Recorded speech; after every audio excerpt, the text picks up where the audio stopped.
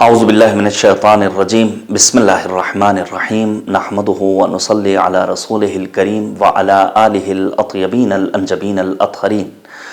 नाज़रीन इकराम, अस्सलामु अलैकुम व रहमतुल्लाहि व बरकातुहू। एक ख़ास पेशकश और इसका आगाज़ करना चाहूँगा इमाम सादिक़ अलैहिस्सलाम से मरवी एक रिवायत के ज़रिए। हमारे और आपके छठे इमाम से मनक़ूल है कि आपने फरमाया, इन्ना मिन तमामिस सौम इअताअज़ ज़कात यानी अल फ़ित्रा कमा इन्ना सलात अलन नबिय्य सल्लल्लाहु अलैहि व आलिहि मिन तमामिस सलाह लिअन्नहु मन सामा व लम युअद्दि ज़कात फला सौम लहू इज़ा तरकहा मुतअम्मिदन।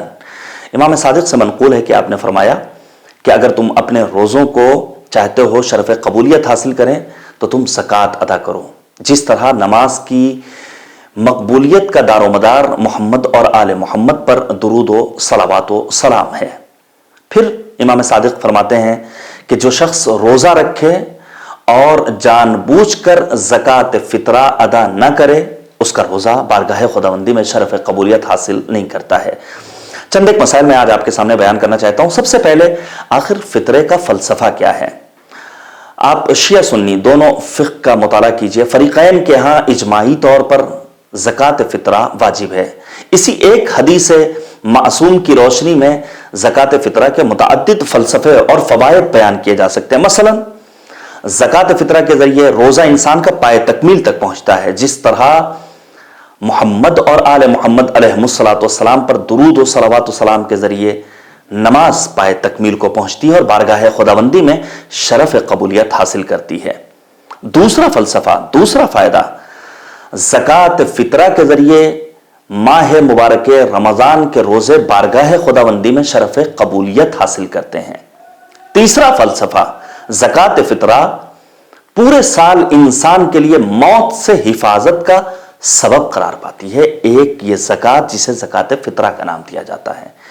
चौथा फ़लसफ़ा और चौथा फ़ायदा, ज़कात फ़ितरा इंसान के जिस्म की सलामती और रूह की पाकीज़गी का सबब बनती है।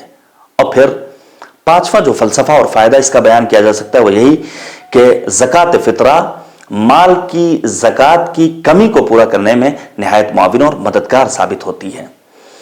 ज़कात फ़ितरा निकालना चाहिए। बग़ैर ज़कात फ़ितरा की अदायगी के इंसान माह मुबारक रमज़ान के रोज़ों को शरफ़ कबूलियत से हमकिनार नहीं करा सकता। अलबत्ता एक सवाल पैदा होता है कि आखिर फ़ितरे का मतलब क्या है? ज़कात फ़ितरा में जो लफ्ज़ फ़ितरा आया है खुद इसके मुतअद्दिद माने बयान हुए हैं, जिनमें से अहम तरीन माने हैं खिलकत, या फिर एक अहम माना है इस्लाम। और इस्तिलाही माना में ज़कात फ़ितरा ऐसी ज़कात को कहा जाता है जिसे हर मुसलमान खुद अपनी जानिब से अपने अहलो अयाल की तरफ से माह शव्वाल का चांद नमूदार होने के वक्त से लेकर यानी शबे ईद उल फित्र से लेकर रोज़े ईद उल फित्र अज़ान ज़ोहर तक अदा करता है और मुस्तहक को देता है।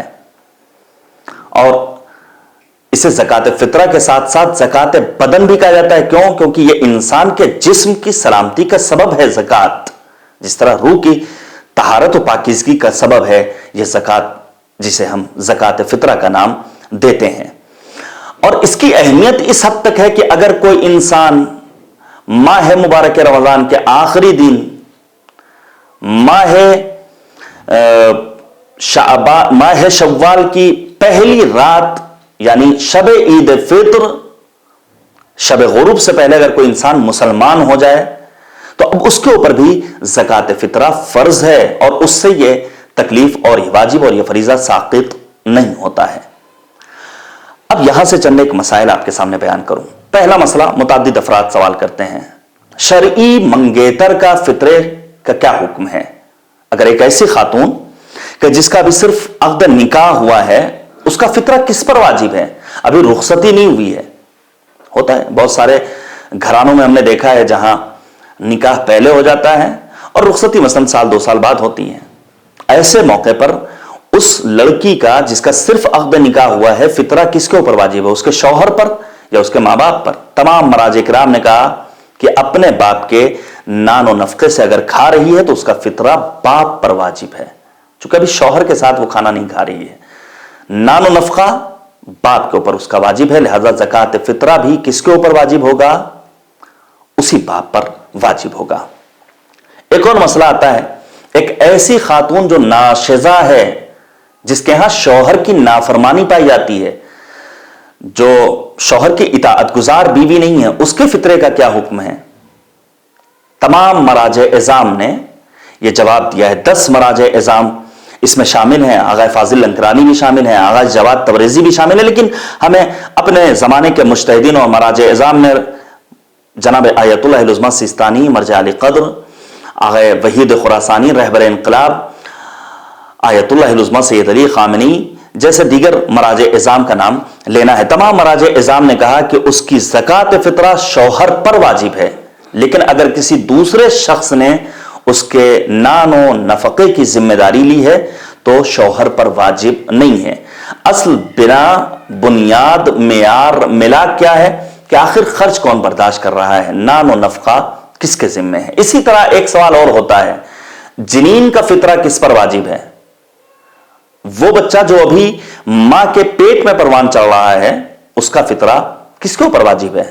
جس کی ابھی ولادت نہیں ہوئی۔ تمام مراجع عظام نے بلا استثناء یہ فرمایا کہ وہ بچہ جو شکم مادر میں ہے اس کی زکوٰۃ فطرہ واجب نہیں، لیکن اگر عید فطر کی شب غروب سے پہلے پیدا ہو جائے تو پھر اس کی زکوٰۃ فطرہ واجب ہے۔ زوجہ اور بیٹے کا فطرہ کس کے اوپر واجب ہے؟ یہ سوال ہوتا ہے کہ وہ باپ جو زکوٰۃ فطرہ ادا نہ کرے، اس کی بیوی اور بچوں کا فطرے کے سلسلے میں کیا حکم ہے؟ اب یہاں پر آیات اعظام سیستانی اور مکارم شیرازی کے علاوہ تمام مراجع کرام کا یہ کہنا ہے کہ بیوی بچوں پر کوئی تکلیف عائد نہیں ہوتی، کسی طرح کا کوئی فریضہ ان کے اوپر عائد نہیں ہوتا ہے، اور ضروری نہیں کہ وہ فطرہ ادا کریں۔ یہ آغا سیستانی اور آیت اللہ العظمیٰ مکارم شیرازی کے علاوہ تمام مراجع عظام کا کہنا ہے، لیکن آغا سیستانی اور آغا مکارم شیرازی کا کہنا ہے کہ اگر بیوی بچے فطرہ ادا کر سکتے ہیں تو احتیاط واجب ہے کہ وہ فطرہ ادا کریں۔ ایک اور سوال کہ آخر زوجہ کے فطرے کا کیا حکم ہے؟ آج آپ جانتے ہیں کہ ایک سسٹم ہے اور ایک طریقہ کار ہے، معمولاً بہت سے گھرانے ایسے ہم دیکھتے ہیں جہاں خاتون خانہ بھی جاب کر رہی ہے، نوکری کر رہی ہے۔ سوال یہ پیدا ہوتا ہے، اور مراجع اعظام سے سوال کیا گیا کہ اگر بیوی مخارج زندگی میں شوہر کی مدد کرے تو زکوٰۃ فطرہ کون ادا کرے گا؟ تمام مراجع اعظام نے بلا استثناء یہ جواب دیا، اگر بیوی شوہر کے نان و نفقے سے کھانے والی شمار ہو رہی ہے تو ایسی صورت میں اگر شوہر استطاعت رکھتا ہے تو اس پر دونوں کی زکوٰۃ فطرہ واجب ہے، اور اگر بیوی شوہر یا کسی اور کے نفقے سے نہ کھائے تو خود اس پر زکوٰۃ فطرہ ادا کرنا واجب ہے۔ یہاں بھی ملاک وہی ہے کہ نان و نفقہ کس کا شمار ہوتا ہے۔ ایک اور مسئلہ، خیر اس برس تو ہم نے کووڈ-19 اور لاک ڈاؤن کے سبب دیکھ لیا کہ مسجدوں میں افطاری نہیں جاری، وگرنہ ہم نے دیکھا ہے جب ہم تبلیغی فرائض کی ادائیگی کے لیے مساجد کا دورہ کرتے تھے اور مساجد میں امامت کرتے تھے، ہم نے دیکھا ہے کہ آخر ماہ مبارک رمضان میں مومنین اس خوف سے افطاری نہیں بھیجتے تھے کہ اگر افطاری بھیج دی جس نے کھا لی اس کا فطرہ ہم پر واجب ہو جائے گا۔ یہ ایک توہم ہے، یہ ایک غلط فکر ہے۔ سوال پیدا ہوتا ہے کہ مہمان کا فطرہ کس پر واجب ہے؟ بالخصوص وہ مہمان جو عید فطر کی شب اذان مغرب کے بعد کسی انسان کے گھر آئے، اس کے فطرے کا کیا حکم ہے؟ یہاں پر آیت اللہ العظمیٰ سیستانی کے علاوہ تمام مراجع کرام کا کہنا ہے کہ اس کا فطرہ میزبان کے ذمہ نہیں ہے، لیکن آغا سیستانی کا کیا کہنا ہے کہ اگر میزبان کا نانخور شمار ہو تو احتیاط واجب کی بنا پر اس کا فطرہ میزبان کے ذمہ ہے۔ یہ کس مہمان کے بارے میں سوال ہوا ہے؟ وہ مہمان جو عید فطر کی شب اذان مغرب کے بعد کسی انسان کے گھر آتا ہے۔ ایک سوال اور اس سلسلے میں ہوتا ہے کہ اگر مہمان اپنا فطرہ ادا کر دے تو کیا میزبان سے اس کا فطرہ ساقط ہو جاتا ہے؟ تمام مراجع اعظام نے یہاں پر جواب دیا، اگر میزبان کی اجازت سے اپنا فطرہ ادا کرے تو میزبان سے اس کا فطرہ ساقط ہو جاتا ہے۔ یہ بھی آداب مہمانی اور اسلام کے زرین اصول زندگانی میں سے ایک ہے۔ کتنی اہمیت دی ہے دین اسلام نے ایک میزبان کو اور ایک مہمان کو۔ ایک سوال اور ہوتا ہے اس سلسلے میں کہ اگر عید فطر کی شب کسی کے یہاں مہمان ہو اور میزبان کو صبح پتہ چلے کہ عید کا دن ہے، کیا ان کا فطرہ میزبان پر واجب ہے؟ تمام مراجع اعظام نے یہاں پر جواب دیا کہ چاند کی لا علمی فطرے کی ادائیگی کے حکم میں اثر انداز نہیں ہے، یعنی ان کا فطرہ میزبان پر واجب ہے۔ چاند کے بارے میں خبر نہیں ہوئی تو اب یہاں پر ہم یہ کہہ کر کے اپنے آپ کو پیچھے نہیں ہٹا سکتے ہیں کہ ہمیں چاند کا علم نہیں ہوا۔ تمام مراجع اعظام نے جواب دیا کہ چاند کی لا علمی فطرے کی ادائیگی کے حکم میں اثر انداز نہیں ہے، یعنی ان کا فطرہ بہرحال میزبان پر واجب ہوگا۔ فطرے کے سلسلے میں ان مسائل کا جاننا نہایت اہم ہے۔ اب ایک سوال پیدا ہوتا ہے، فطرہ کسے دیا جائے؟ کیا فطرہ ثقافتی امور پر خرچ کیا جا سکتا ہے؟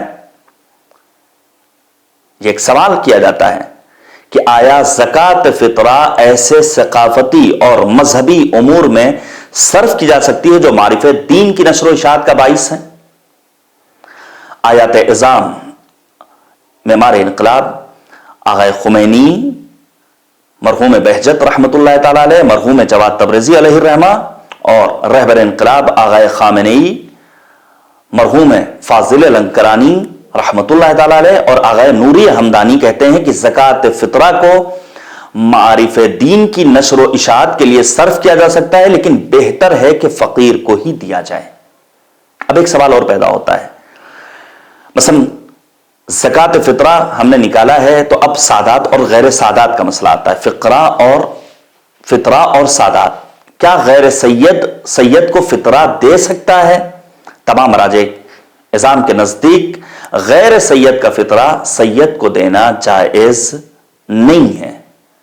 البتہ سید کو بھی دے سکتا ہے اور غیر سید کو بھی دے سکتا ہے، لیکن کسی طرح کی پارٹی بازی نہیں، یہ نہیں کہ ہم اپنے ہی گھر میں نکالیں اور اپنے ہی گھر میں خرچ کرتے ہیں، بلکہ مستحق تک پہنچانا یہ ضروری ہے۔ ایک سوال اور ہوتا ہے، فطرے کو الگ رکھنا۔ سوال کیا گیا کہ اگر کوئی شخص فطرہ نکال کر اپنے پاس رکھ لے تو کیا اس فطرے کو استعمال کر کے اس کی جگہ کوئی دوسرا مال رکھ سکتا ہے؟ تمام مراجع اعظام کا متفقہ یہی کہنا ہے کہ جسے الگ نکالا ہے، جو رقم الگ کر دی گئی ہے، اسے ہی ادا کرنا فرض ہے۔ اب ایک سوال پیدا ہوتا ہے کہ فطرے کی ادائیگی کا وقت کیا ہے؟